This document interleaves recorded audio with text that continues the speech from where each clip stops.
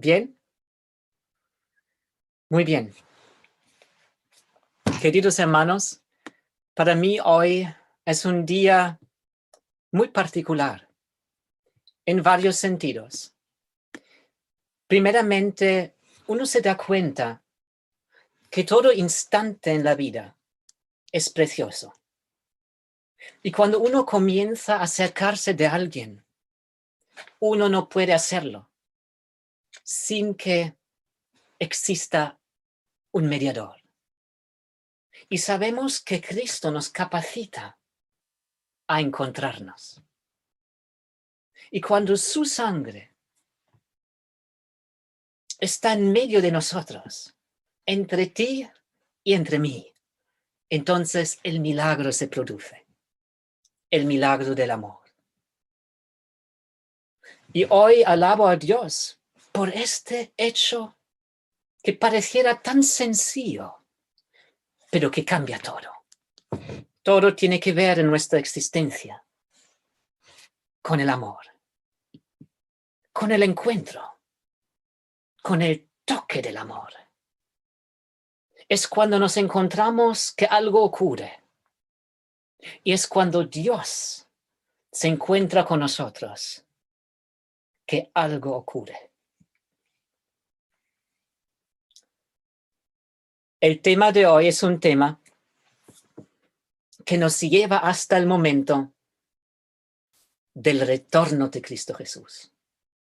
Es un temario que está al centro de la vida adventista. Y el término adventista significa advenimiento. ¿Vendrá Él un día? Sí, vendrá. ¿Vendrá Él pronto? Sí, lo creemos. Yo inclinaré por un momento mi rostro para pedirle al Señor que esta aurora de su venida, que se puede ver, pueda ser vista hoy en nuestros corazones, en nuestras mentes.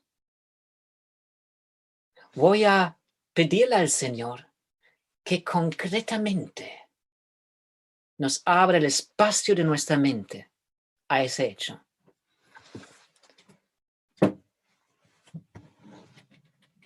Gran Dios, tú prometiste que tú ibas a mandar a tu Hijo un día. Nosotros no esperamos nada del hombre, a menos que sea el Hijo del hombre, pero sí esperamos todo de ti. Oh gran Dios, abre el espacio de nuestra mente al gran hecho que la aurora de tu venida, oh Jesús, está con nosotros y produce en nosotros el fruto de ese hecho. Hazlo según tu gran plan. Mándanos tu Espíritu, oh Dios. Te lo hemos rogado y te lo rogamos de nuevo. En el nombre de Jesús. Amén.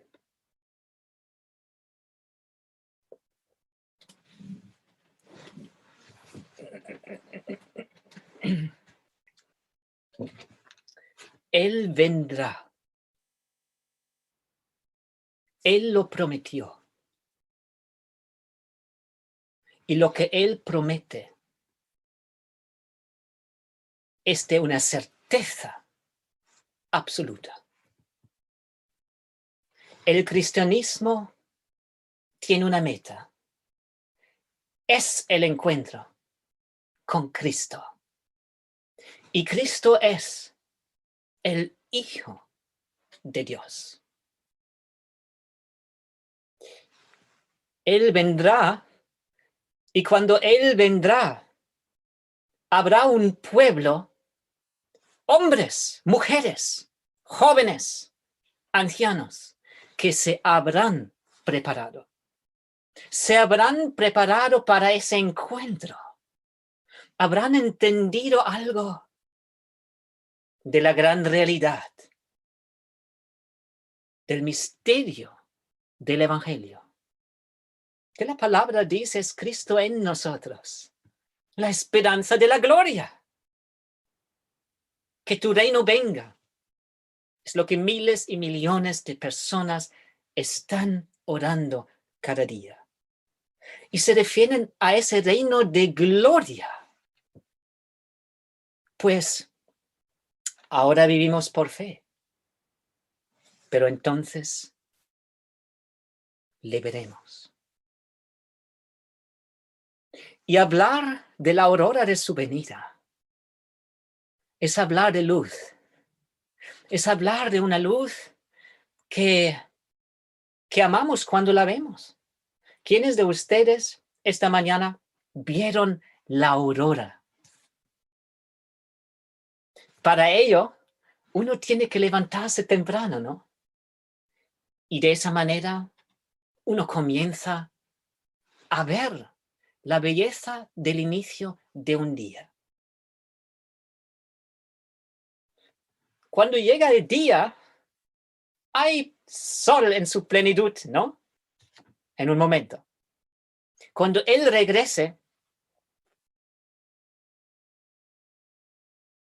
veremos el sol en su plenitud. Pero antes de su retorno, captaremos la aurora de su venida. Quisiera que podamos abrir juntos nuestras Biblias y que leamos un texto para iniciar que se encuentra en Mateo capítulo 24. Mateo 24.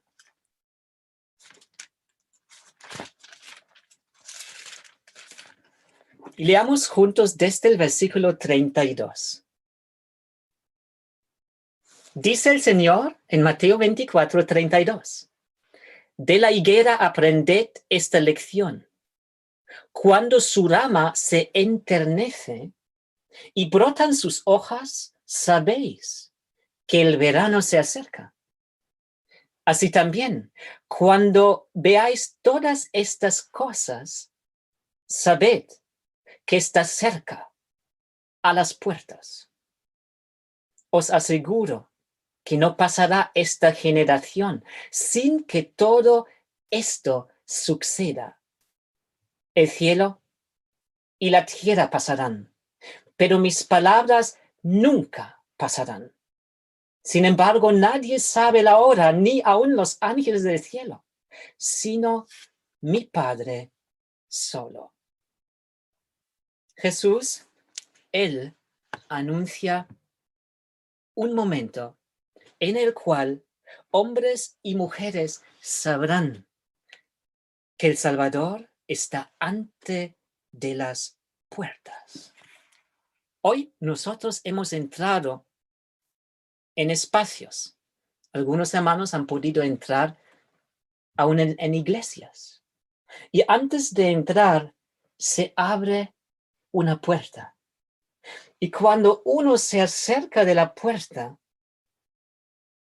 y entonces está muy cerca de la puerta, lo próximo lo que ocurre es que abre la puerta. Abre las puertas.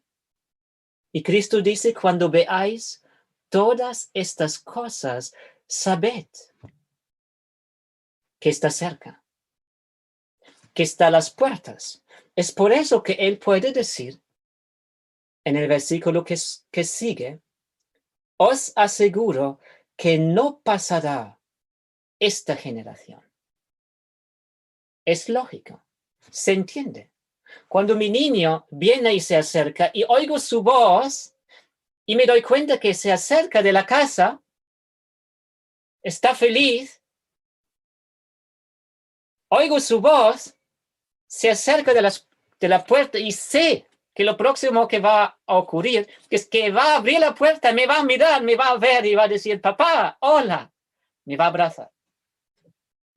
Entonces, Jesús señala claramente que habrá una generación que entenderá que ella es la última. ¿Seremos nosotros la última generación? Si fuera esto el caso, entonces deberíamos poder acertarlo. Deberíamos poder saber que lo que Jesús nos señala está por cumplirse. Y que entonces, en poco, en breve, Él vendrá. Las puertas, por así decir, se abrirán. Hemos dado un subtítulo a nuestro estudio de hoy. Voy a leérselo. Acertando nuestra. Hablamos de nosotros como pueblo adventista del séptimo día. Acertando nuestra posición actual en la historia profética. ¿Dónde nos encontramos en la historia profética? A la luz de nuestro gran llamado. ¿Qué será nuestro gran llamado? Bueno, creo que lo sabemos. Pero saber y saber puede ser algo muy diferente. O entender en un sentido y vivir o experimentar. Saber en un sentido genuino. Y ahí está la clave para la preparación.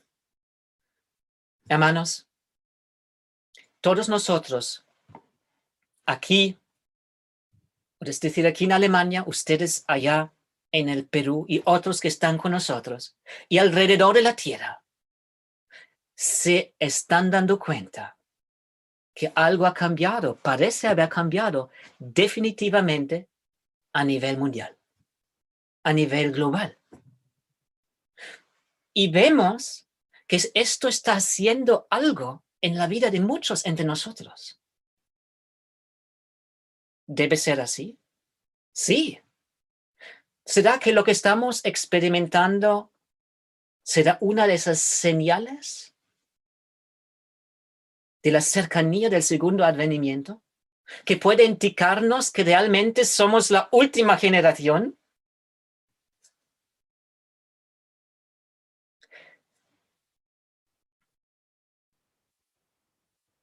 Es el gran privilegio del cristiano de poder escudriñar la verdad en la palabra de Dios. Fue el gran privilegio del Hijo de Dios de hacerse hombre, porque al hacerse hombre reveló quién es Dios o cómo es Dios. Dios mostró cómo Él es. Entonces fue su privilegio de aprender en los brazos de su madre los textos de las Sagradas Escrituras. Yo estoy tan feliz por intervenciones de jóvenes,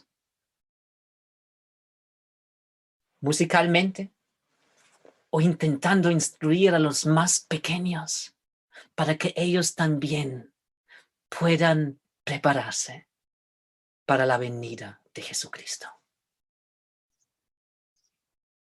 Y Jesús fue un niño, aprendiendo como niños deben aprender.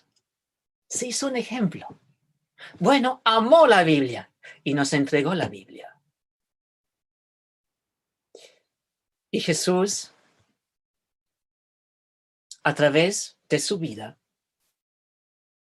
dio testimonio del hecho que la palabra de Dios produce algo grande. Él tuvo fe en la palabra de su Padre. Y él fue usado como un instrumento de reunión. Él, siendo el Mesías, reunió al remanente de Israel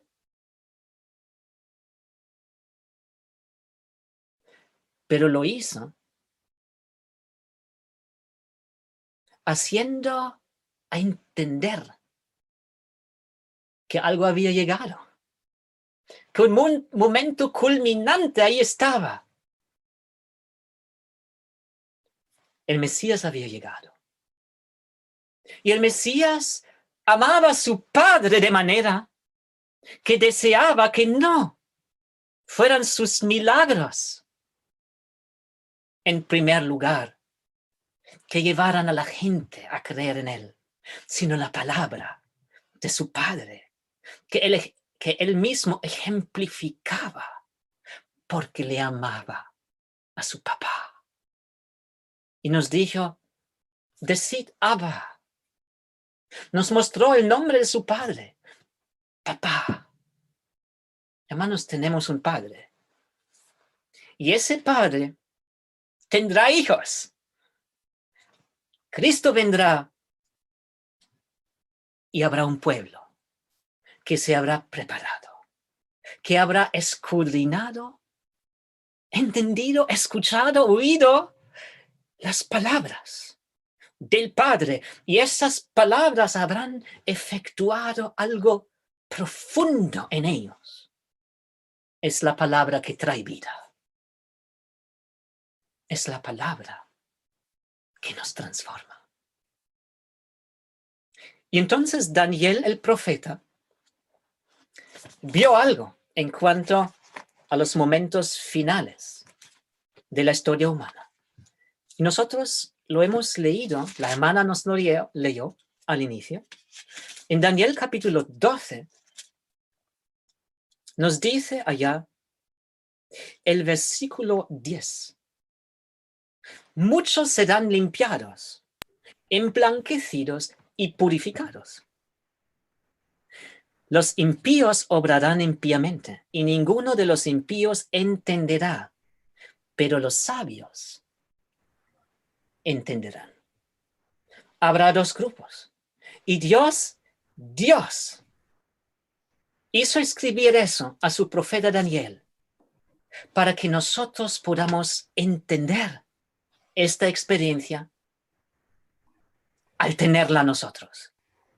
Llamados a ser limpiados, emblanquecidos y purificados. Llamados a entender, al entendimiento. Y ese entendimiento es un entendimiento que nos lleva a ser blancos y puros, a entrar en un reino de pureza y de santidad, de alegría y de gozo, que nace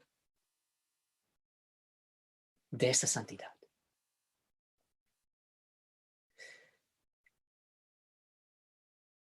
Hubo un momento en la historia del adventismo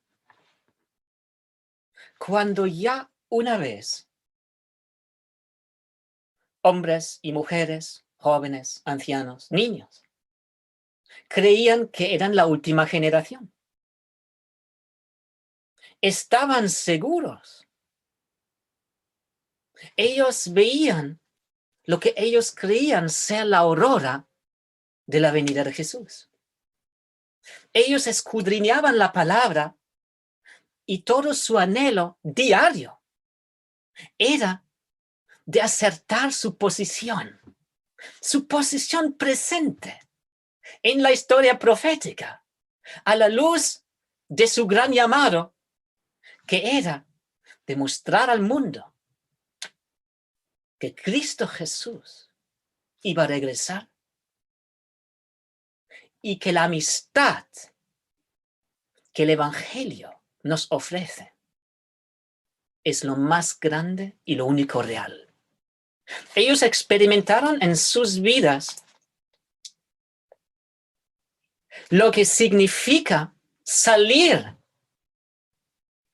de las tinieblas y entrar en la luz. Hubo un cambio radical en su experiencia porque el hecho de creer que el Hijo de Dios estaba a las puertas los inundó con un fervor, con Elena White dijo una vez, un entusiasmo santo. Algo bien definido, una alegría profunda, una consistencia en el propósito. Esa gente vivió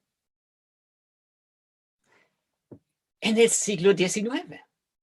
Y sabemos que estamos hablando de los que hoy comúnmente llamamos los milleritas, por Guillermo Miller, el padre del adventismo, que anunció la segunda venida de Cristo en breve. Él nunca hubiera querido, y lo dijo, que la gente se nombrara según él, milleritas. Bueno, hoy lo decimos posiblemente para saber de lo que estamos hablando históricamente. Ellos se autonombraron, se dieron el nombre a sí mismos, adventistas. En el año 1840 se dieron ese nombre. Porque ser adventista significaba creer en el segundo advenimiento de Cristo, creer realmente que los cielos se abrirán, que el Hijo de Dios regresará. Y para ellos era algo inminente. Creían que los textos que leímos en Mateo 24 estaban por cumplirse. Bueno, ¿qué habían sido las señales que ellos vieron, que les dio esta gran certeza? Bueno, en Mateo 24 leemos acerca de esas señales. Vamos a regresar y vamos a leer allá. Antes del versículo 32, leemos en el versículo 29. Enseguida después de la tribulación de aquellos días, Jesús había hablado de una tribulación que iba a venir. ¿Dónde? En el versículo 21. Dijo, habrá entonces una gran tribulación, como nunca hubo desde el principio del mundo, ni habrá después. Habla aquí de una tribulación que en cuanto a su longura fue única. Se nos dice allá en el versículo 22, si esos días, esos 1260 días, hermanos, no fuesen acortados. No está aquí hablando de la última tribulación de Daniel 12:1. Está aquí hablando de esa tribulación que se encontraba entre el momento de la destrucción de Jerusalén y el momento de la destrucción de este mundo por las 7 postreras plagas. En el conflicto de los siglos vemos este análisis también. Pero es importante saberlo y entenderlo, pero lo menciono solo al pasar, no siendo el enfoque principal. Él dice, si esos días no fuesen acortados, hermanos, la profecía nos señala que esos 1260 días, ¿cuándo comenzaron? En el año 538, ¿no? ¿Cuándo terminaron? En el año 1798. Ahora, él dice aquí que si esos días no fuesen acortados, nadie se salvaría. ¿En qué sentido está hablando? La mensajera del Señor nos lo aclara. Si esos días, esos 1260 días no hubieran sido acortados, el papado hubiera terminado con todo cristiano. Dios permitió que el poder del papado aumente por un largo tiempo y después disminuye. Pero Dios en su sabiduría sabía que había una necesidad que se acorte ese tiempo. Y así fue. Unos 25 años antes de 1798, la persecución casi por completo terminó.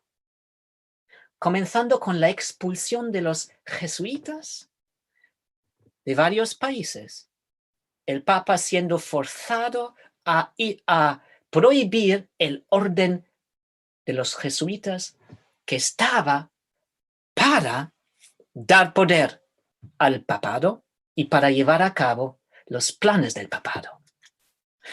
Entonces, 25 años menos 1798, ¿a qué año llegamos? 1763. Y fue justo el año en el cual el orden jesuita fue disuelto.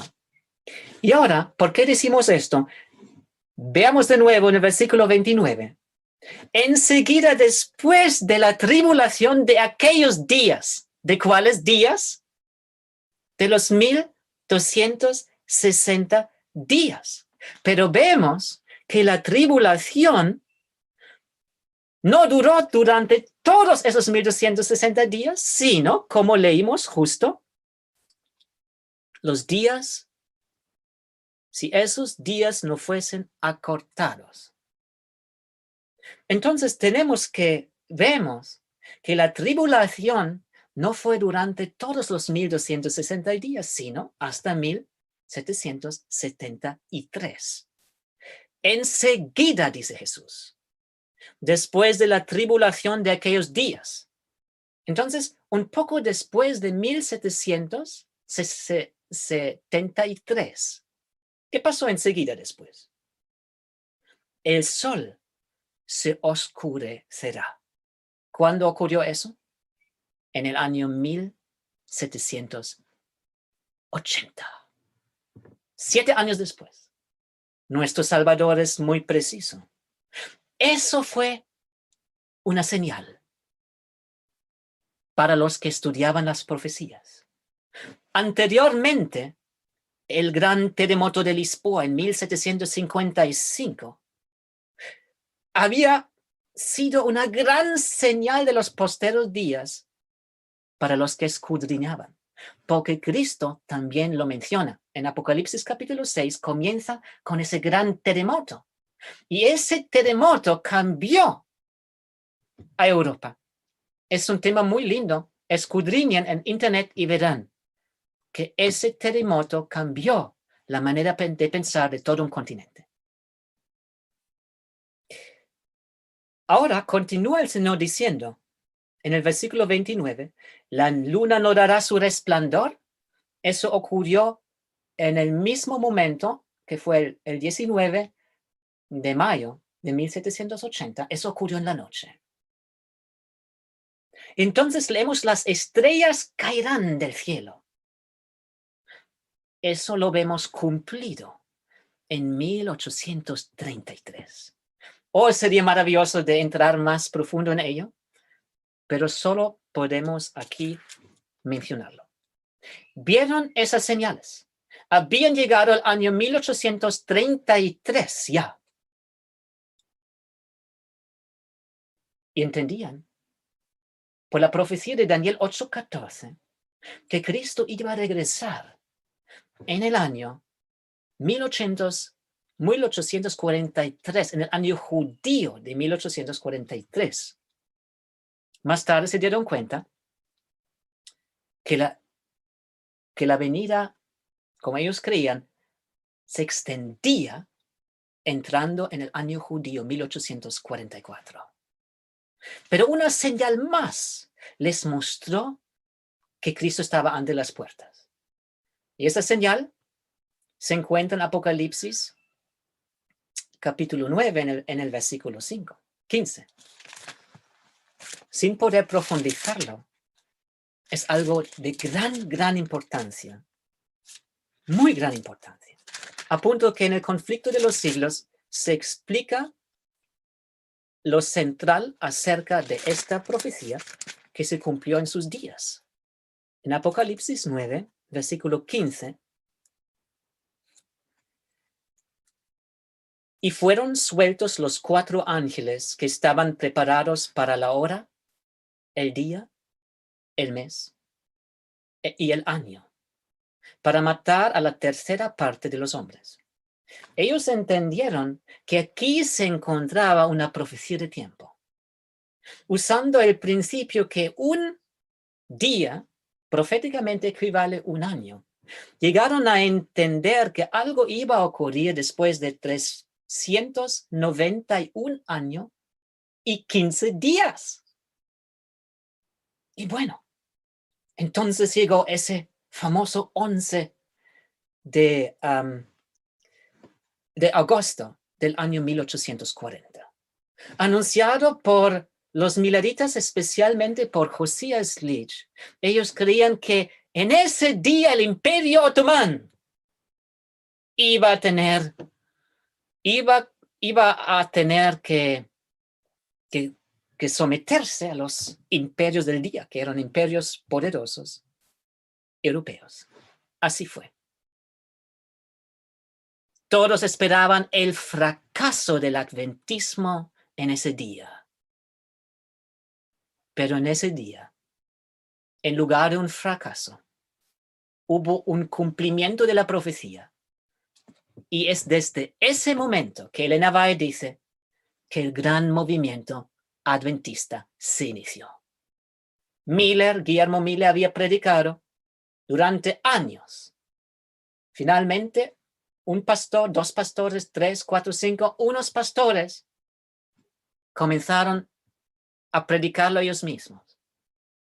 Pero cuando llegó ese momento en el cual se cumplió esa profecía, entonces miles de hombres y de mujeres aceptaron la validez del principio de que en la profecía un día equivale a un año. Y más de 1000 cartas llegaron al hermano Leach en muy poco tiempo, de parte de doctores, científicos, abogados, maestros que le dijeron: ahora creemos que Cristo vendrá en 1843.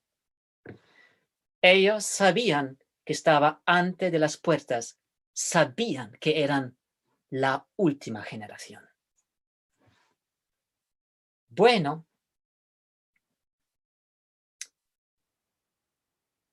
hubieran podido ser la última generación. Pero algo ocurrió. Algo ocurrió que en la historia de la iglesia es visto, según las escrituras, como el momento más trágico, más terrible de la historia de la iglesia, de la historia del pueblo de Dios a través de las edades. ¿Qué ocurrió? Bueno, por primero, sabemos que Cristo vino con las nubes en 1844, el 22 de octubre. Pero no a esta tierra, sino a quien vino. Oh, hubo una transición. El Padre primeramente entró de este lugar santo al lugar santísimo. Entonces el Hijo le siguió. Y en Daniel capítulo 7 leemos acerca de ello.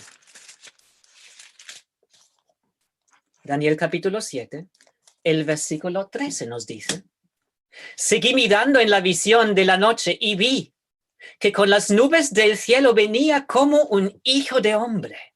Llegó hasta el anciano de días y fue llevado ante él.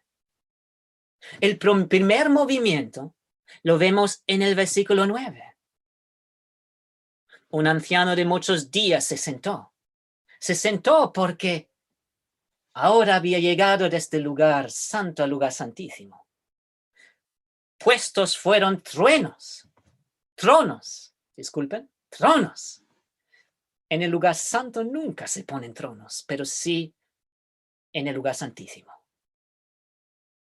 Entonces, Cristo está siendo aquí visto en visión como alguien que llega con las nubes del cielo.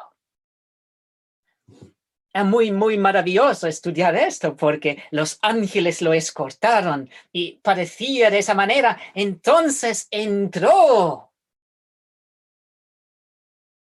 ¡Cuán inmenso es el santuario celestial! Millares y millares de ángeles están allá. Algo grande ocurrió.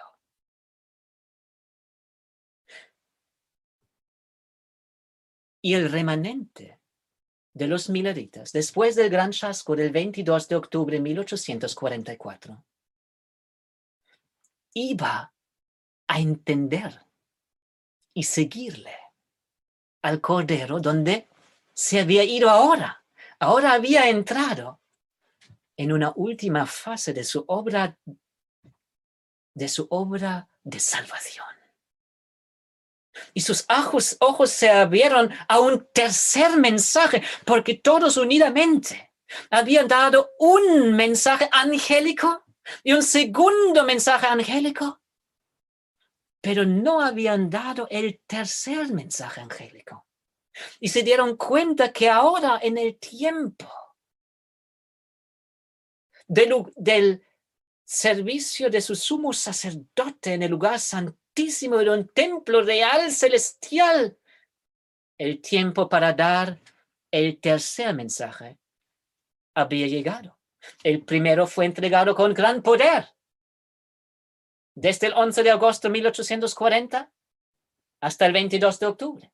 El segundo se añadió en verano del año 1844, fue entregado con gran poder.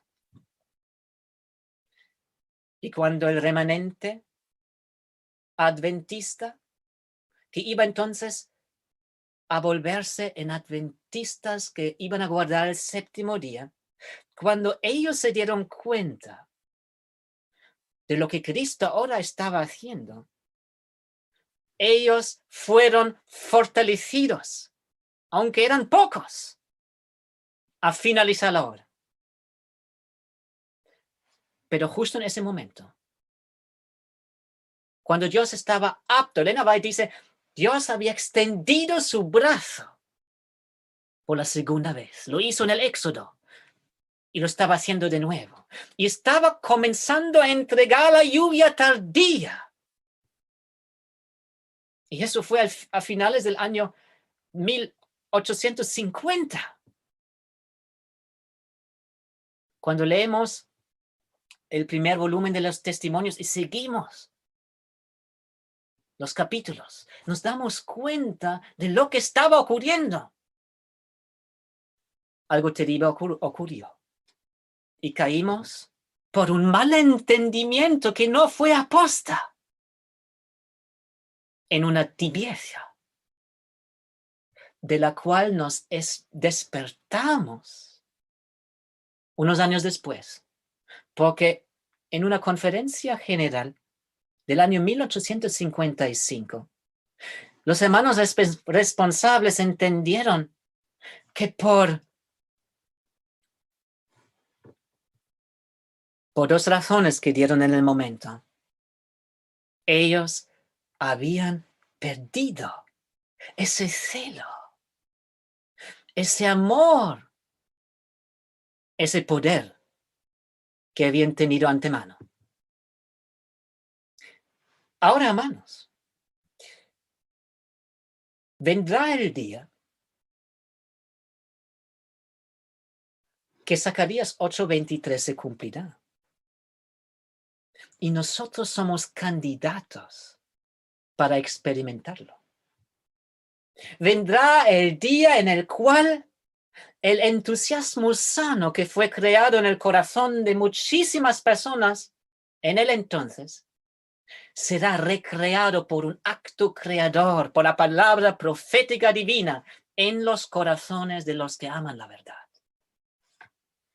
Y entonces el movimiento del pasado renacerá. Porque nosotros, en tibieza, no somos más un movimiento. Históricamente sí, pero en tibieza no lo somos más. ¿Cómo se define esto? ¿Cómo entender la verdadera experiencia? ¿Qué es lo que ellos tenían y qué es lo que nosotros perdimos? ¿Qué es lo que el ancianato hoy, el pastorado hoy debe anunciar Y para eso Dios desea darnos poder. El único poder que cambia es el poder del amor genuino. Es un poder que nace de la palabra y la palabra nace del corazón de Dios.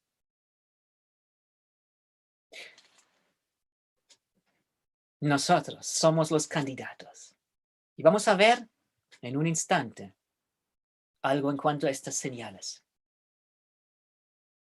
para nuestra época. Sí, podemos decir. El Señor deseaba que ellos en el entonces vieran la segunda venida de Cristo, porque el juicio investigador hubiera podido finalizar pronto,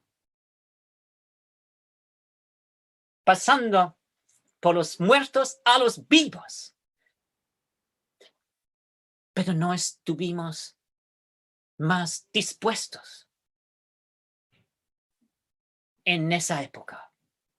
Y Dios tuvo que permitir, con el dolor de un padre que desea ver a sus hijos, que pasen más generaciones y cada una de las que pasó después de los milagritas hubiera podido ver el retorno de Cristo. Pero habrá un momento en el cual realmente una generación podrá saber que es la última. Ellos dieron el clamor de la medianoche. Ese clamor se tendrá que dar de nuevo. No fue el plan inicial de Dios, porque si no hubiéramos caído en tibieza, el clamor de medianoche hubiera llegado a ser el gran pregón del mensaje del tercer ángel y el ángel del Apocalipsis 18 hubiera podido cumplir con su misión divina. Pero visto que entramos en esa tibieza terrible, entonces con esa pérdida, Dios iba a tener que hacer que el movimiento renazca. Y en eso estamos hoy. ¿Cuáles son los criterios? Bueno, primeramente leamos este texto de Zacarías 8:23. Así ha dicho Jehová de los ejércitos: en aquellos días acontecerá que 10 hombres de todas las lenguas de las gentes trabarán de la falda de un judío. Y habrá judíos también de carne que eran parte de estos judíos, porque también habrán sido circuncidados en sus corazones. Entonces, eso se aplica a los que habrán recibido al Mesías en sus vidas. Ellos reflejarán esa gloria que se vio en los genuinos mileritas, en el remanente milerita en particular, que a través del gran chasco y ese sufrimiento que experimentaron fue aún más purificado y estaba reflejando a su Dios aún más. ¿Qué van a decir? Iremos con vosotros, porque hemos oído que Dios está con vosotros.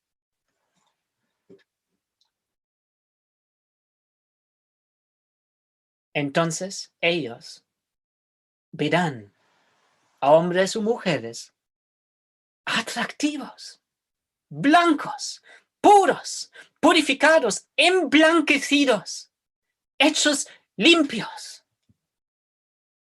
¿Qué contraste con este mundo? Un contraste total.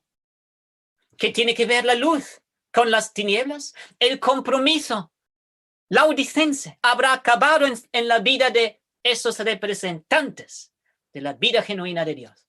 Y siempre hubo algunos. Es por eso que aún estamos aquí, aunque Jesús habla de manera generalizada. Sabemos, dice la mensajera del Señor, que siempre hubo algunos llenos, calientes, llenos del Espíritu. Es por eso que el movimiento aún existe. Ellos fueron el movimiento y que la iglesia aún existe a causa de ellos. Y ahora al final, Dios elevará al remanente adventista.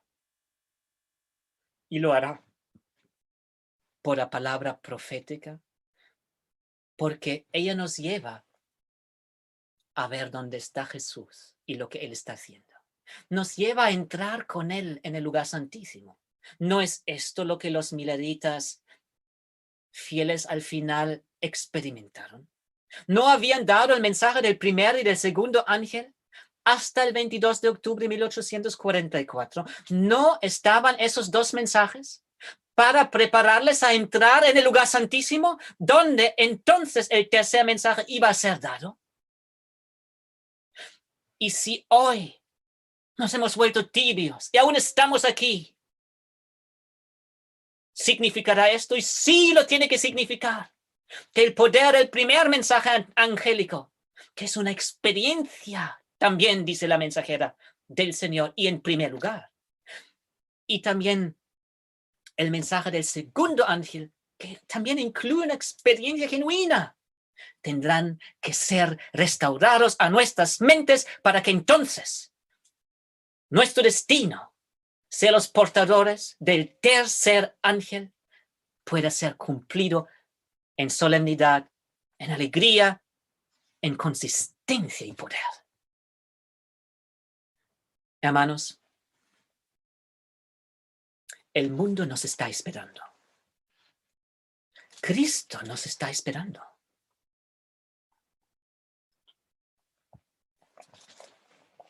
Nosotros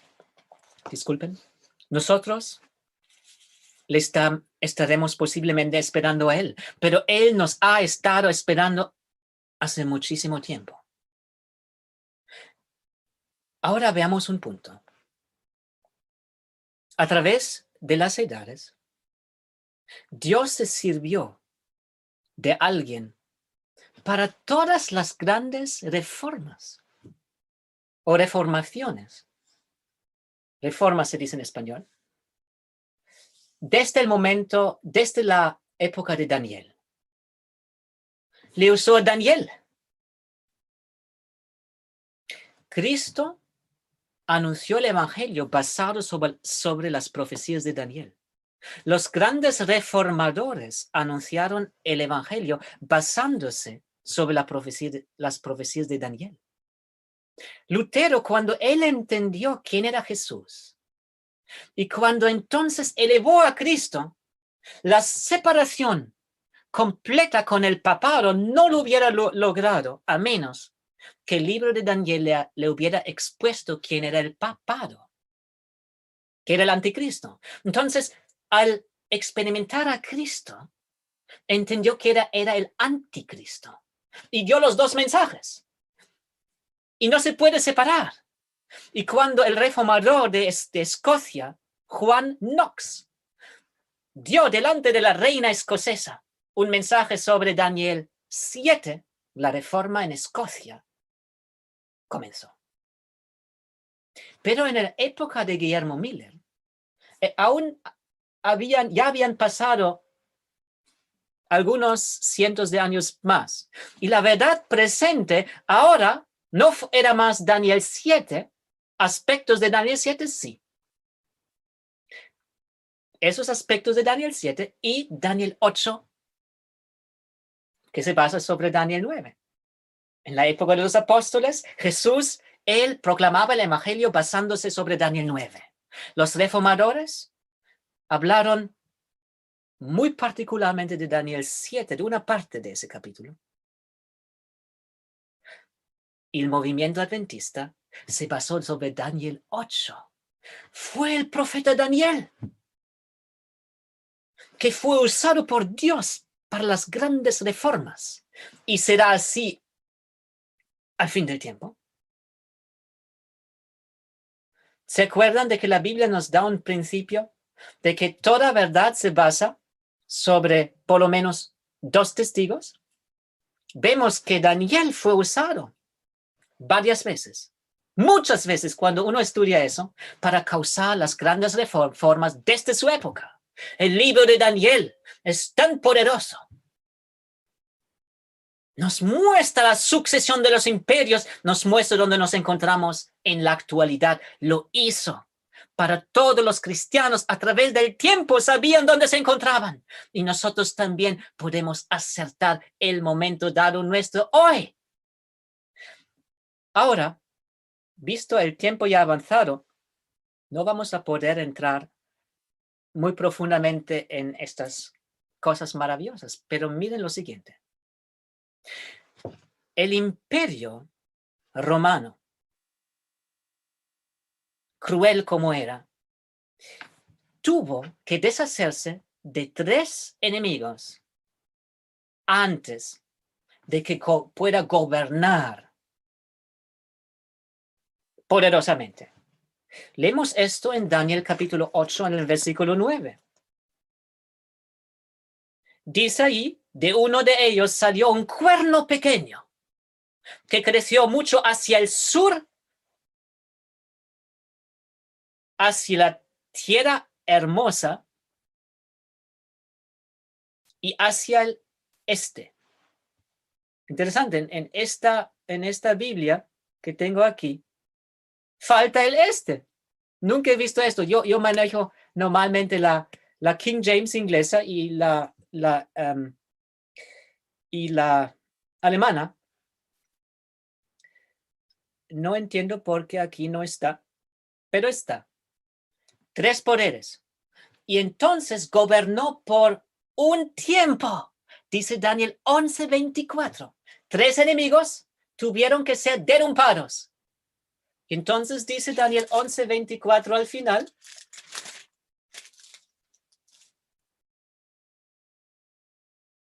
Por un tiempo iba a reinar. En el libro de Uriah Smith sobre Daniel, leemos profundamente acerca de esto. Ahora, Roma pasa a través de varias fases.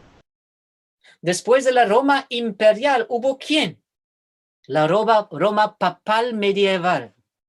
¿Tuvo ella también que destruir a 3 enemigos antes de poder gobernar en gran poder? Sí.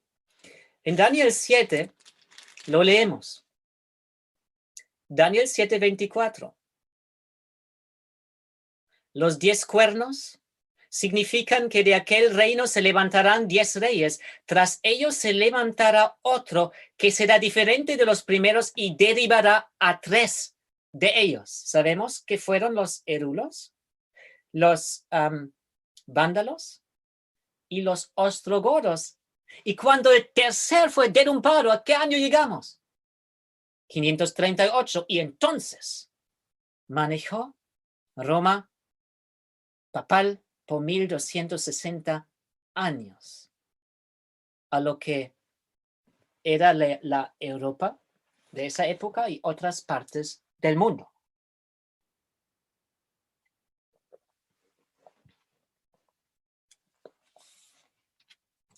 Y al fin del tiempo, de nuevo es así. Después de Daniel, de la visión de Daniel que Dios usó para elevar al pueblo milerita, Dios, sabiendo antemano que íbamos a entrar en tibieza, Él le dio a su profeta Daniel una última visión. Y a través de esa última visión, la última reforma iba a nacer, tal como fue en el pasado. Y en esa última visión, las señales nos están siendo dadas que hacen cuando se cumplen o comienzan a cumplirse que hemos entrado en la última generación. Cuando esas señales comienzan a cumplirse, sabemos que esta vez, por causa de la tibieza de la iglesia, no habrá más retraso, sino que esta vez Dios podrá tener a su remanente fiel. Es muy profundo esto, porque Dios gobierna todo. Todo lo que Él hace está basado sobre principios de su corazón. Y la Biblia nos muestra que después de 3 o 4 generaciones las cosas maduran. Entonces, lo bueno madura y lo malo madura. Dios se lo mostró a Jeremías cuando le mostró las higueras. La higuera madura buena y la otra que se tenía que desechar. En el segundo mandamiento leemos acerca de ese principio. Y nosotros hemos estado aquí ya esas 4 generaciones. Y entonces, ¿no nos hablará Daniel de nuevo? Hermanos, nos ha hablado. En Daniel capítulo 10 vemos lo más central de lo central. Es ese capítulo que nos revela a Jesús al final de su obra en el lugar santísimo. Los que entenderán para ser emblanquecidos y para cumplir con Daniel 2:3. Ellos habrán tenido el encuentro con Jesús en ese momento. Daniel capítulo 10, en primer lugar, cuando lo leemos, nos habla de lo que Daniel vio y fue acerca de reinos de la época, persa, griego. Pero todo lo que entonces Daniel ve nos lleva hasta el fin. Y la manera como Cristo se presenta a él es muy claramente definida. Porque al leer cómo él se revela, él vemos que es el simbolismo del sumo sacerdote que hace su obra en lugar santísimo. Y cuando entramos en la última visión, llegando al capítulo 11, y en los últimos versículos, cuando entendemos que esto tiene que ver con hechos después de 1798, con hechos después de la historia milarita, entonces nos damos cuenta que aquí Dios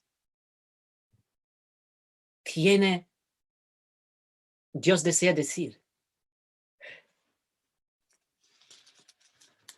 que esa manifestación maravillosa del Hijo de Dios, de Daniel 10, será de nuevo experimentada en el sentido de una relación genuina con nuestro Dios por la fe, entendiendo lo que Cristo está haciendo, por los que aspiran dar a conocer esta profecía, lleno del Espíritu Santo, necesitan el toque del divino, necesitan la relación con su Salvador, necesitan ser llenados de su presencia. Sabíamos que los profetas, cuando ellos en visiones toman un lugar especial, cuando no solo relatan lo que ven, sino cuando el ángel se comunica con ellos, que ellos representan al pueblo de Dios. Hermanos, lean la representación de Jesús en esos versículos los del capítulo 10. Y ahora les quiero mostrar algo. Un momento.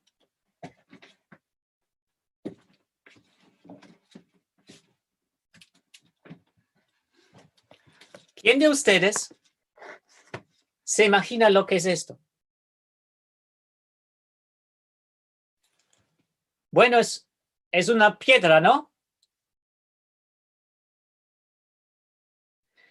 En el año 1989, yo me encontraba por la primera vez en Berlín del Este.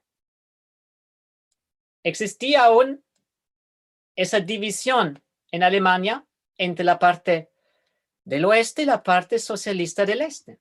Entonces Berlín también estaba dividida. Y fue muy, muy especial para mí entrar por la primera vez en ese ambiente socialista.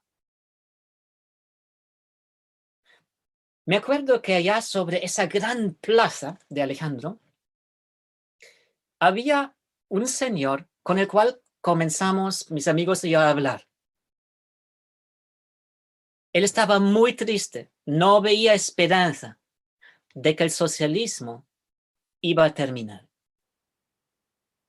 En un momento dado, con su dedo, señaló el muro de Berlín y dijo, ese muro nunca caerá.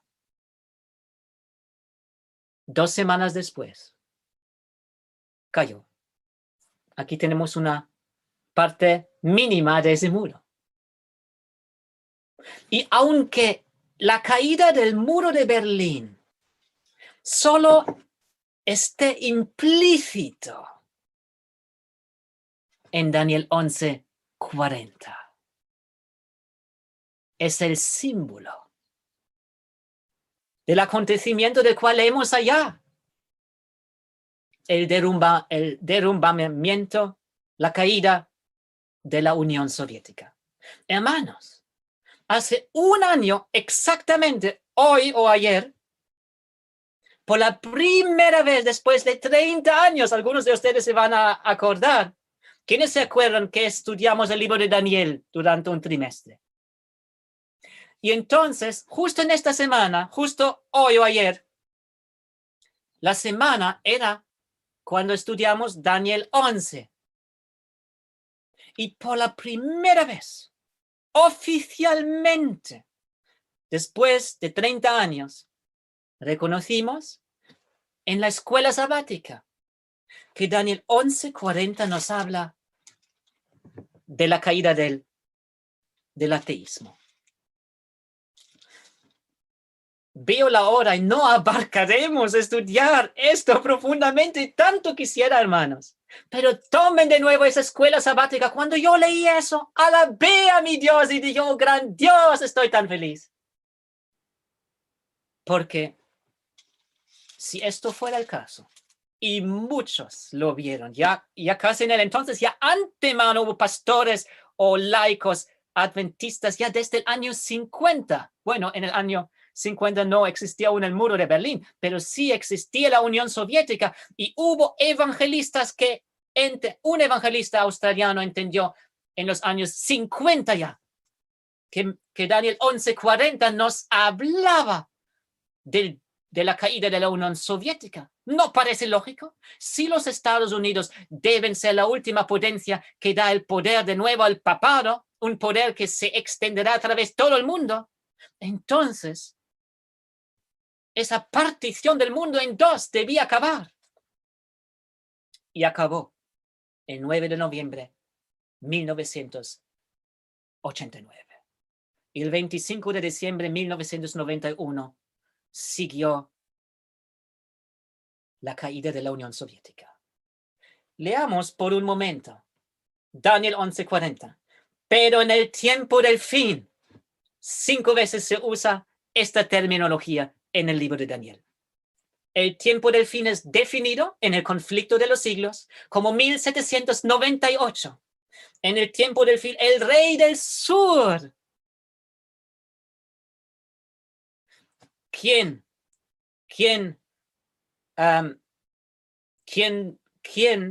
dijo una vez, yo desconozco a Dios?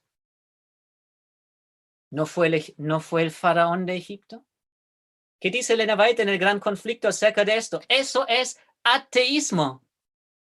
Él sabía, el faraón, que Dios existía, pero promulgaba la no existencia de Dios por rebelión interior. ¿Y qué nos dice Apocalipsis 11:8? En Apocalipsis 11:8 leemos: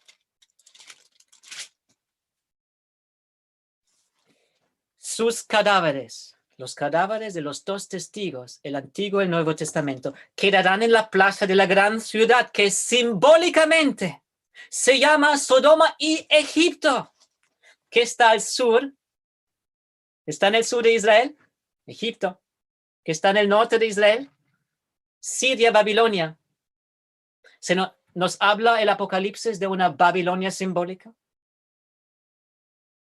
¿O debemos encontrar el Irak y el Irán en esos textos del Apocalipsis? Misterio, la gran Babilonia. los reformadores reconocieron que aquí se trataba del papado.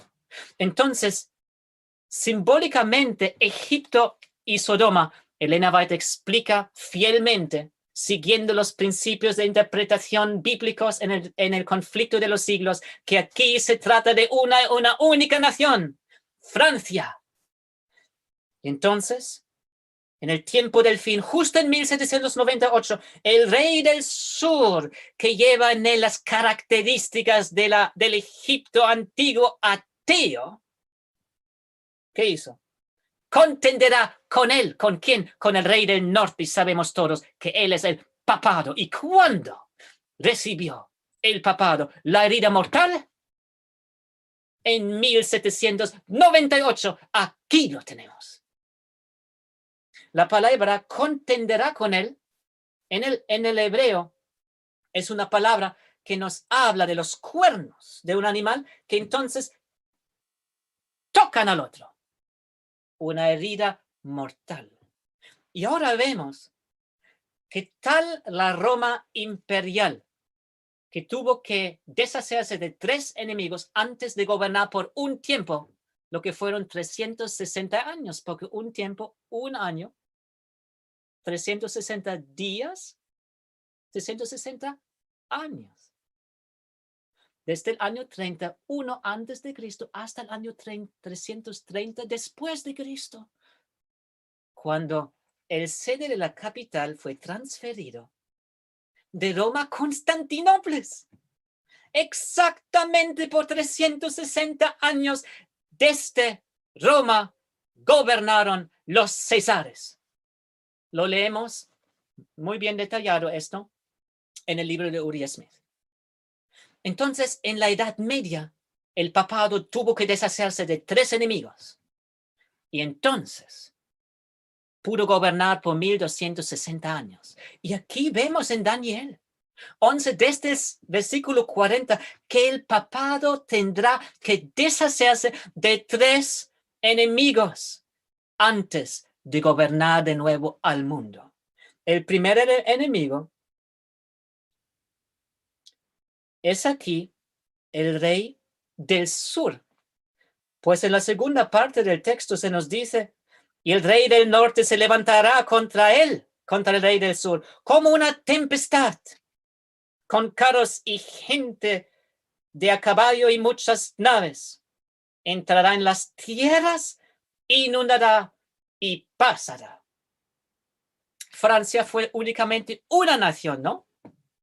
Pero aquí vemos que cuando el rey del norte reacciona, que entonces entra en las tierras. La antorcha del rey del sur fue en ese momento de 1798 llevado por Francia, atea, la Francia revolucionaria.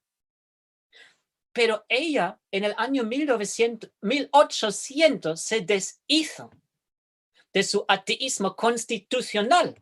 Pero ¿quiénes fueron los que tomaron de mano de la Francia atea la antorcha del rey del sur? ¿Quién fue el próximo que representó aquí el rey del sur? Cuando hice mi bachiller en 1990, hubo 2 temas a escoger en historia. Un tema fue el nazismo, la época terrible de Adolfo Hitler en Alemania. Dios respaldó a mi abuelo judío en esa época. Y mis padres me dieron su nombre, Alberto. Él se llamaba Albert. Él sabía que Cristo era más fuerte que Hitler. Y todo me decía intelectualmente que debía escoger ese tema porque lo conocía a fondo en el momento. Y todos los otros lo escogieron. Y cuando semanas después el profesor entró con los resultados, dijo, hubo un loco, dijo, en la clase, y teníamos una buena relación, pero alguien de ustedes ha sido loco, es que escogió el otro tema y le llevó 5 horas más para trabajar el examen mío. Porque el segundo tema fue la comparación, hagan una comparación entre la Revolución Francesa y la Revolución Rusa. Y yo no sabía que justo antes, en 1990, estábamos en el proceso. El muro de Berlín había caído. Todos sabían que la Unión Soviética iba a deshacerse. Y Dios quería hacerme entender algo que historiadores adventistas han reconocido, que la Revolución Rusa, en sus principios, es muy similar a la Revolución Francesa. Entonces, la Revolución Bolchevica de 1917 iba a establecer un imperio ateo. Ahí lo tenemos. Y cuando el papado, aquí el rey del norte, con una tempestad, se lanzó contra el rey del sur, hasta los periódicos usaron esta palabra. Días de tempestad, dijeron, a finales de 1989. La revista más conocida, al lado de Time Magazine en los Estados Unidos, Newsweek, lo dijo así. Días de tempestad. Y fue por dos cosas: carros y gente de caballo, poder militar, y muchas naves, poder económico, que el papado ganó esto. En la Edad Medieval, ¿quiénes eran los carros del papado? Fueron las naciones europeas, las tribus primeramente germánicas que dieron su espada al papado, y a través de las naciones europeas el papado pudo lograr establecer su gran imperio. Pero ¿quiénes son al fin del tiempo los carros y la gente de caballo del papado? ¿No son los Estados Unidos cuando ellos se vuelven en el falso profeta? Cuando ellos comienzan a deshacerse de sus criterios protestantes y aliarse con el cual nunca deberían aliarse. Estuve en Colombia hace muchos años, 1998, cuando encontré un libro de uno de los más famosos periodistas que hemos tenido en los Estados Unidos. Bernstein. Fue él que llegó a darse cuenta de las conexiones del presidente Nixon, lo que le llevó a Nixon a tener que renunciar. Ahora, Bernstein escribió un libro en el cual muestra cómo los Estados Unidos, en una alianza secreta con el Vaticano, le llevaron a la Unión Soviética, hicieron que la Unión Soviética llegue a su fin. Bernstein lo escribió, todos podemos leerlo.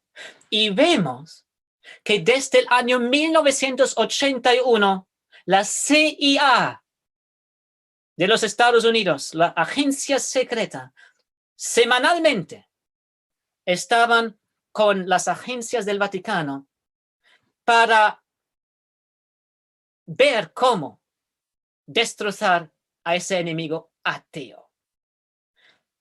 El poder económico se vio cuando billones de dólares fueron secretamente usados para establecer a esa asociación en Polonia de Lech Walesa, que hizo que entonces Trade Union, no sé cómo es una asociación de trabajadores, se hizo fuerte y ganó la lucha contra el ateísmo. Y militarmente, el presidente Reagan quiso establecer algo que se llamaba la Guerra de las Galaxias. Y el sistema SDI, que fue establecido en Europa, esas rockets que se estableció allá, en español se dice, los americanos estaban construyendo un armamento tan grande que la Unión Soviética no pudo más financieramente, económicamente, seguir de la misma manera. Bueno, no podemos hablar más de esto en este momento, pero aquí está la primera señal. Ahora quiero leerles algo de gran importancia. Y no sé si ustedes han escuchado esto. En el Bible Echo del 26 de agosto del año 1895, Elena White dice lo siguiente. Hay periodos que son puntos de inflexión en la historia de las naciones y de la Iglesia. Momentos decisivos de cambio. En la providencia de Dios, cuando llegan estas diferentes crisis, se da la luz para ese momento. Si se recibe, hay progreso espiritual. Si se rechaza, sigue la decadencia espiritual y el naufragio. Una cita absolutamente tremenda. Dice aquí la mensajera del Señor que hay periodos que son puntos de tornura, puntos de inflexión en la historia, y dice, no solo de las naciones. Todo el mundo reconoció que la caída del muro de Berlín era un punto de inflexión tremendo en la historia, un momento epocal. ¿Se dice así en español, epocal? De que ha hecho época. Un cambio completo se produjo en el mundo político. Pero continúa, dice, hay periodos que son puntos de inflexión en la historia de las naciones y de la Iglesia. Lo que está diciendo aquí es que en la providencia de Dios, cuando llegan estas diferentes crisis, allá llegó una crisis grande. Todo el mundo lo reconoció. Se da la luz para ese momento. ¿Dónde está? En Daniel 11:40. Y vemos que hay dos más enemigos que el papado tiene que conquistar. En el versículo 41 se nos habla de la tierra hermosa, y en los versículos 42 y 43 se nos habla de Egipto y de las otras tierras. Dos enemigos más. Y vemos que al final la cuestión es global, porque se nos dice en el versículo 43 que todas las cosas preciosas estarán bajo el mando del papado. Pero ahora piensen conmigo. Y esto solo lo podemos tocar. Y quisiera entonces finalizar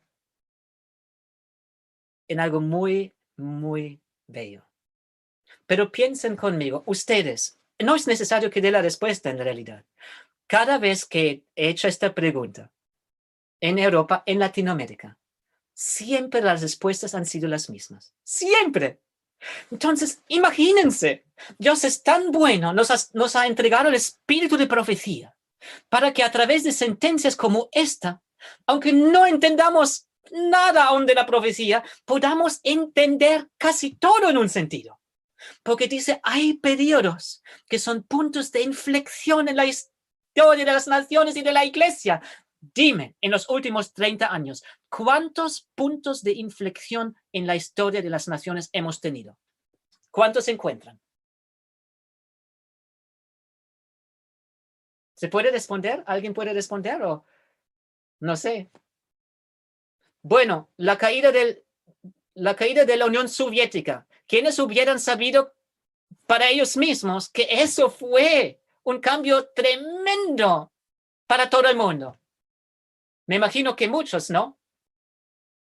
Pero después, y nosotros que somos de más edad hemos vivido esto. Los más jóvenes posiblemente no vivieron la caída del muro de Berlín, pero muchos de nosotros se acuerdan de otra cosa. ¿Qué cambió de nuevo al mundo después de la caída de la Unión Soviética? Y de nuevo fue reconocido mundialmente por la política, por las naciones. Entonces, cuando esto ocurre, es algo global y se reconoce. Bueno, solo hay una cosa que siguió, primeramente, porque estamos en algo más, ¿no? Pero lo que siguió fue la caída de las Torres Gemelas. Entonces, Elena White dice aquí que luz se dio en ese momento y le pregunta a usted, ¿dónde se encuentra?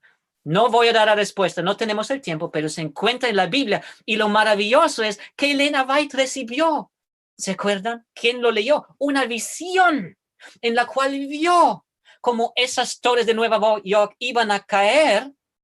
Y dice que en ese momento la última crisis es el subtítulo. El título dice, preparándonos para el advenimiento de Cristo, algo así. El subtítulo dice, la crisis final, la última crisis. Lo encuentran en Testimonios, volumen 9, página 11. Los americanos dicen 9/11. Cuando ocurrió eso. Es un detalle, pero muy interesante. Pero entonces la mensajera del Señor, al mostrar que la última crisis ya comenzó en el año 2001, sabía que eso estaba también en la Biblia, aunque no tan detalladamente, pero muy claramente, esta vez en el Apocalipsis. Dijo Jaime White que la cuestión musulmán no hace parte de Daniel, sino del Apocalipsis. Bueno, puede ser que en Daniel, en un momento, esté algo de esto también, pero no en primer lugar. Pero ahora les pregunto, ¿hubo después de la caída de las Torres Gemelas de Nueva York otro punto de inflexión en la historia de las naciones reconocido de manera tal por todo el mundo? Sí, ustedes lo saben. Estamos en ello. Estamos en este momento en ello. Todos están diciendo que los políticos están diciendo que después de esta pandemia nada será más como fue. Pero se han dado cuenta que no hubo un despertar en el adventismo cuando cayó el muro de Berlín. Continuamos en tibieza. Se han dado cuenta que prácticamente no hubo despertar en el adventismo cuando cayeron las Torres Gemelas. Pero ven la gracia y misericordia de Dios, que esta vez el mundo adventista se está preguntando qué está ocurriendo. ¿Por qué? Porque lo que está ocurriendo ahora nos toca de cerca. Nos toca tan de cerca que Dios lo usa para llevar nuestras mentes a escudriñar el libro de Daniel, a entender lo que él dijo en Daniel 11:40, a entender lo que el Apocalipsis dice sobre la caída de las Torres Gemelas, para que aún podamos estar preparados para lo que se avecina.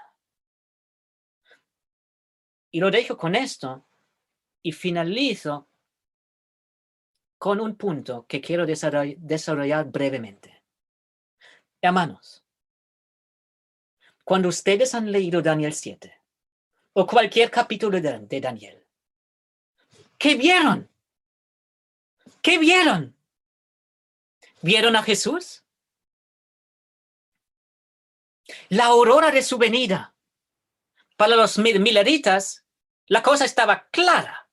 Las señales estaban claras. Para nosotros, la aurora de su venida comenzó aquí en Alemania, el 9 de noviembre de 1989. Y será ese versículo que llevará a mi país a una reforma más grande aún que la Reforma Protestante. Porque es el libro de Daniel. Yo vivo justo aquí, según la revista Der Spiegel y otras estadísticas, en el lugar más ateo de todo el mundo. Pero justo aquí fue el área de la Reforma. Tanto odió Satanás a Lutero lo que se hizo aquí, que quiso completamente erradicar las raíces protestantes de los corazones de la gente de aquí. La gente de aquí, cuando yo vivo aquí hace ahora muchos años después de casarme, cuando hablo con ellos y muchos dicen que son ateos, lo que son anticlericales. Pero si tú les muestras un Dios verdadero en tu vida y por la palabra profética, esta área se volverá en un poder. ¿Se han dado cuenta que la pandemia, que mundialmente las naciones están siguiendo mucho lo que está haciendo Alemania? ¿Será para bien? En Alemania, justo hoy, en este día, en la ciudad de Kassel, hay 30 hermanos que están distribuyendo el conflicto de los siglos, porque a través de todo el mundo, hay ahora, en todo el mundo, hoy en este día, en todas las grandes ciudades del mundo, hay protestas pacíficas en cuanto a cosas que están ocurriendo. Y hay millones de alemanes que están entendiendo acerca de cosas que no van como deberían, para decirlo así. ¿Saben, hermanos, que no hay más grande que el anhelo de ser libres? Y muchos ahí afuera desconocen la libertad que usted y yo pueden conocer. Libres en Jesús. Dijo Lutero, la libertad es la esencia misma de la fe. Si la libertad es la esencia misma de la fe, al tener una fe real, seré hecho libre. Ahora, cuando ustedes leyeron Daniel, ¿qué vieron? Lean cada capítulo y van a ver que Cristo está en el centro de cada capítulo. Pero hay algo muy bello y lo tocamos antes. Y con eso vamos a terminar. Si ustedes ven Daniel 7, ¿no se han preguntado por qué ahí Jesús está siendo llamado el Hijo de Hombre? Se nos hablaba de bestias feroces. Se nos habló allá del cuerno pequeño. Daniel vio todas estas cosas terribles. Entonces se ve un contraste.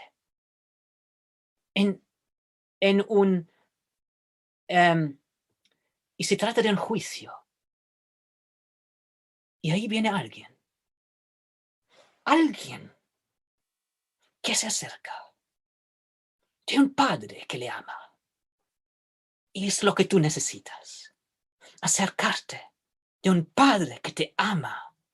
Y él conocía a su padre. Y su padre le conoció a él. Y ahí se nos dice,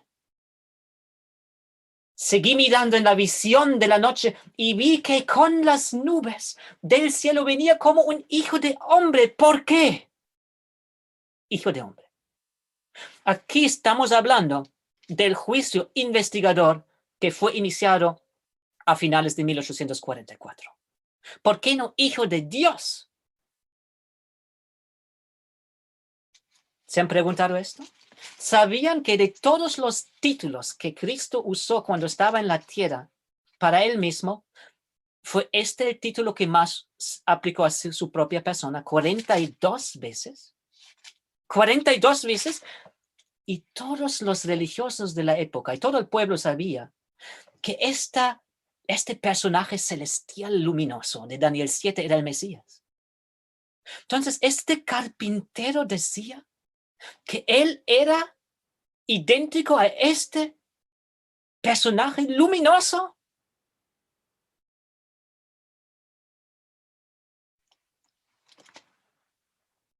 El Antiguo Testamento nos hablaba de dos venidas del Mesías. En la primera iba a sufrir. En la segunda iba a regresar con gran poder. Pero ¿por qué entonces le vemos a Cristo en Daniel 7 en el contexto de su segunda venida? Como hijo de hombre. Hijo de hombre fue cuando se hizo hombre. Sí, sabemos. Se quedó hombre, aunque es Dios en carne, ahora en carne glorificada. Pero vean conmigo, y esto es lo más bello, y da la esperanza más grande cuando cerraremos nuestro estudio ahora.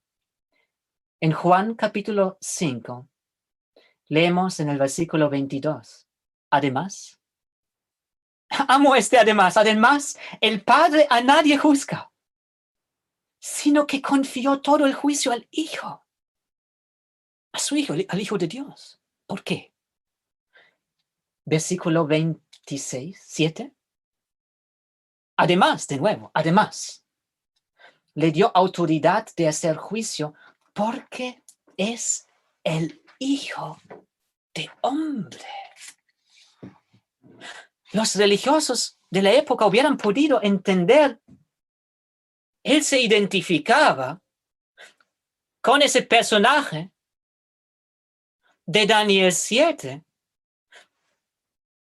Pero entonces el Mesías tenía que ser hombre antes de poder ser juez. Hermanos, yo no sé cuántos de nosotros están pasando por grandes sufrimientos. Aquí está el mensaje que Dios nos trae. Dios nos revela un Mesías que nos mostró cómo perseverar en esta vida con sus dificultades. Cristo padeció en esta carne. Cristo entiende lo que nosotros experimentamos, y Él no juzgará a nadie sin entender a quienes va a juzgar. El pecado no tuvo todo poder sobre Él como hombre. Eso nos muestra que no hay excusa para herir el amor, para pecar. Y entonces el santuario será purificado, porque hombres y mujeres en lucha habrán vencido como Él venció. Habrán sufrido en la carne como Él sufrió en la carne. ¿Y qué es lo que caracterizó a los mileritas? ¿No fue el amor fraternal? Filadelfia es el nombre del periodo de tiempo de la iglesia de ellos. Experimentaron el amor fraternal. Y nosotros lo hemos perdido. Pero Dios nos ha llamado a algo más. Dios nos ha llamado al amor agape. Hermanos, voy a leer unas citas finales de Espíritu y Profecía y un pasaje final en la Biblia. Escuchen esto. Dice la mensajera del Señor, escribe al hermano Dr. Kellogg en 1903, carta 303, y dice: Jesús, viniendo como lo hizo, como hombre, con todas las tendencias malignas de las que el hombre es heredero, hizo posible que él mismo fuera abofeteado por agencias humanas inspiradas por Satanás, el rebelde que había sido expulsado del cielo. Esta cita es impresionante. Viniendo como lo hizo como hombre, con todas las tendencias malignas de las que el hombre es heredero, entonces vivió en una carne que le tentaba, en la misma carne que tú y yo tenemos. Pero ese hecho no le hizo pecador, porque el pecado, dice la mensajera del Señor, muchas veces solo tiene una definición en la Biblia: la transgresión de la ley. Es un acto voluntario, y Cristo sintió. Una vez dice la mensajera del Señor que sentía el impulso por la carne, a perder la paciencia. Él fue tentado en todo. Él fue un hombre real. No vino, dice ella una vez, para mostrar lo que Dios puede hacer, sino para mostrar lo que el hombre puede hacer que se conecta con su Dios.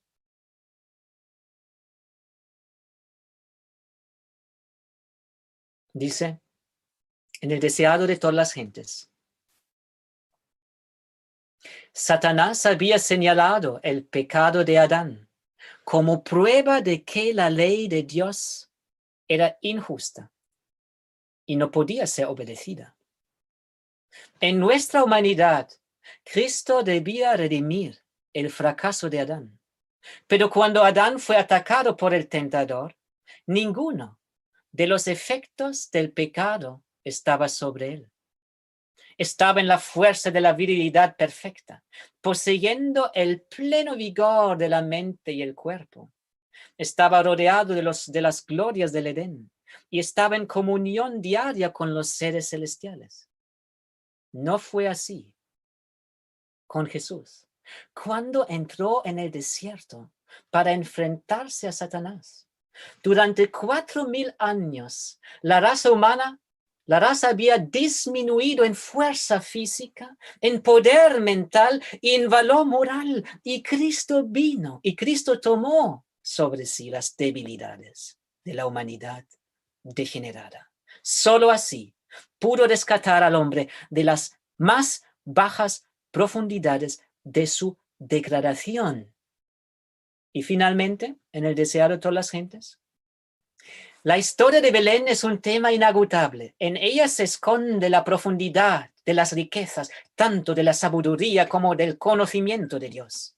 Nos maravilla el sacrificio del Salvador al cambiar el trono del cielo por el pesebre y la compañía de los ángeles adoradores por las bestias del establo. El orgullo y la autosuficiencia humanos son reprendidos en su presencia. Sin embargo, esto no fue más que el comienzo de su maravillosa condescendencia. Ahora escuchen esto. Lo habrán leído.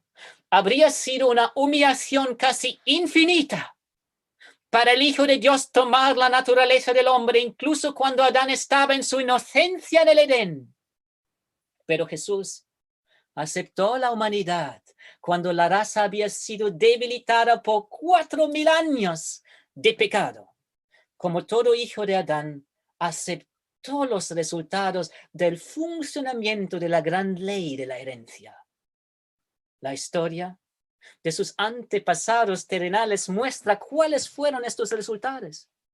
Él vino con tal herencia para compartir nuestras penas y tentaciones y para darnos el ejemplo de una vida sin pecado. Y entonces el santuario será purificado porque, hermanos, no tenemos que ver en el sentido, el desafío no son los pecados. El problema del pecado acaba cuando el corazón ha sido entregado al Señor. La primera obra es la obra con el corazón. Cuando el corazón es entregado al Señor, Dios nos restituye. Dios nos entrega el carácter original que poseía Adán antes de su caída.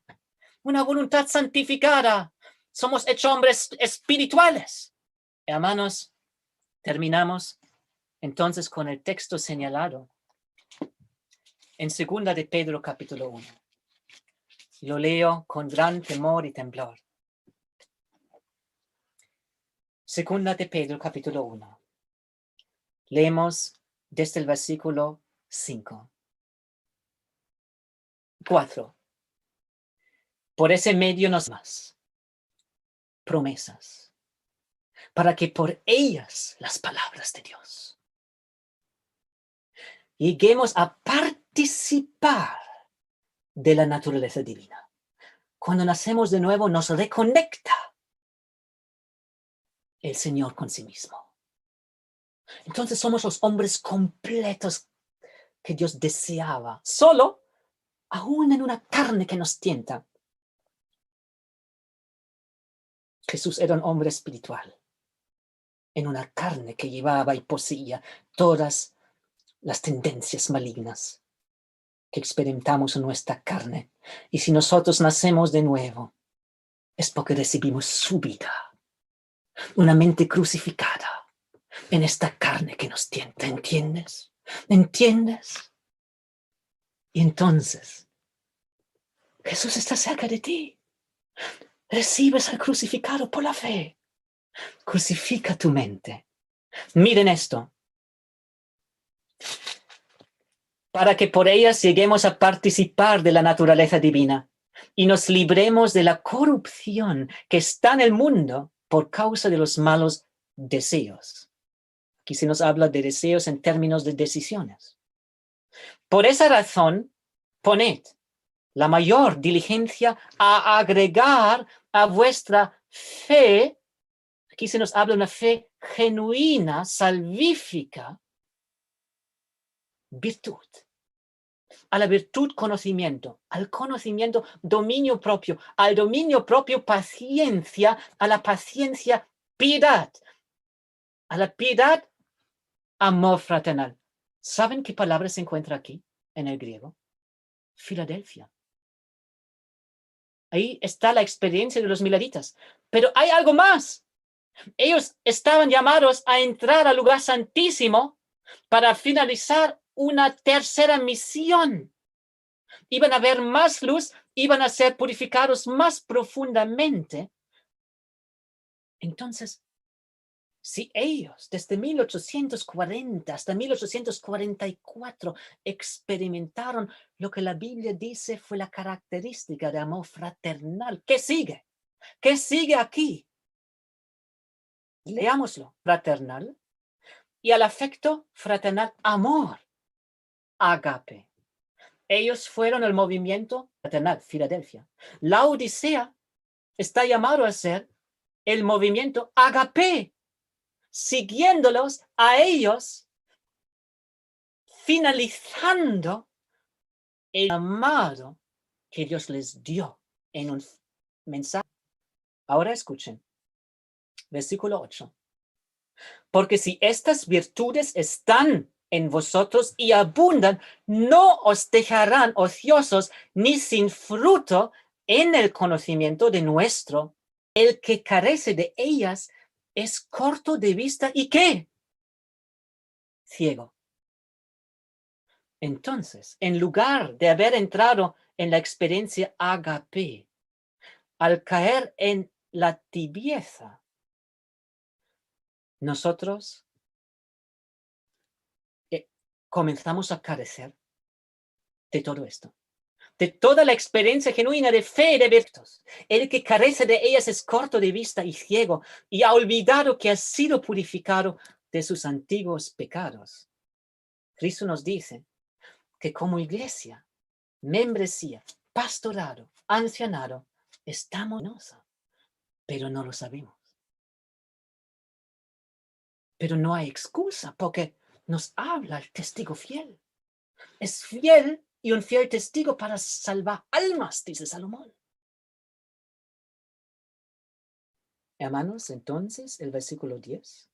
Por lo cual, hermanos, procurad tanto más afirmar vuestra vocación y elección, porque al hacer esto no caeréis jamás y el santuario será purificado. De esta manera os será concedida amplia y generosa entrada en el reino eterno de nuestro Señor y Salvador, Jesucristo. Hermanos, Dios está permitiendo la pandemia, porque la pandemia nos muestra una cosa, y todos lo ven, y todo el mundo habla de ello. Apocalipsis 17:10 nos dice que habrá un nuevo orden mundial. La pandemia nos señala que Apocalipsis 17:10, creo que es el versículo 12 y 13, están por cumplirse. ¿Y qué será el cimiento de esa nueva orden mundial? La ley dominical. Habrá todo un proceso de leyes dominicales, y la ley dominical de la cual hablamos no solo nos prohíbe hacer algo el domingo, sino no solo nos pide guardar el domingo, sino nos prohíbe guardar el sábado. Esa es la ley dominical. Entonces habrá penalidades siempre más fuertes. Hermanos, la pandemia nos muestra que el clamor de medianoche que los mileritas dieron en su época, ya el Señor quiso que comencemos a darlo cuando el muro de Berlín cayó. Entrar al lugar santísimo conscientemente es una experiencia grande. Se pasa por el altar del holocausto. Tenemos que nacer de nuevo. Nuevo nacimiento es algo muy bello. Es una experiencia muy rara en esta época, dice Elena White, en nuestras iglesias. Oh, hermanos, ancianos, diáconos, líderes, pastores. Escudriñemos la palabra como Daniel lo hizo. Ha llegado el momento en el cual Dios establecerá a los que verán la aurora de su venida. Las señales están siendo dadas. Daniel será usado una vez más para el último reavivamiento y la última reforma sin él, porque Dios lo quiso así, lo mostró en la historia y sabe cómo satisfacer el anhelo del humano de entender dónde nos encontramos en la historia, pero no solo esto, de poder posicionarnos en alegría, sabiendo que nadie impedirá que podamos cumplir con nuestro llamado. Y entonces, ustedes y yo no temen, busquen a su Dios, resplandeceremos, porque llevaremos muchos a la justicia como estrellas para siempre. Amén. Amado Padre, tú eres un Padre real. Tú tendrás a tu pueblo, a ese remanente que te habrá conocido. Padre, la aurora de la venida de nuestro Salvador está. Él está ante de las puertas. Oh gran Dios, tú nos revelas por tus mensajeros, por tus profetas, que somos la última generación. Oh Padre, muéstranos la sencillez del Evangelio, para que podamos permitirte a obrar en nosotros y a través de nuestras decisiones lo que tú, Dios, deseas cumplir con cada ser humano. Gracias porque Jesús fue un hombre real y que Él nos abrió el espacio para que podamos vencer tal como Él venció. Padre, en nosotros, como hemos cantado, no habrá jamás poder. Confesaremos hasta tu venida, oh Señor, la pecaminosidad de esta naturaleza caída nuestra. Pero, oh Señor, tal hizo nuestro Salvador, y Él hubiera preferido morir que pecar. Oh Padre, esa vida santa, esa vida genuina, esa vida normal cristiana, entréganos esa vida. Haznos entender a nuestro Señor, porque siempre sabremos entonces dos cosas. Que tú, Señor, al llevarnos al nuevo nacimiento, nos harás gustar de la plenitud de tu ser, paso a paso, a pesar de toda tribulación. El enemigo no tiene el derecho de quebrantar nuestra voluntad.